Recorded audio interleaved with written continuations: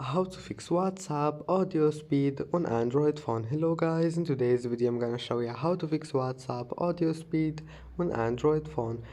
First just go to here WhatsApp and then let's see this audio here. You will find it like that.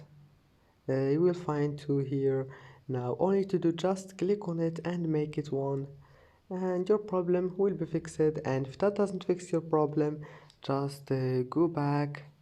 You need to clear WhatsApp cache and then go to apps here and then apps again, and go to search apps and type here WhatsApp and then click for stop and go to storage and clear cache.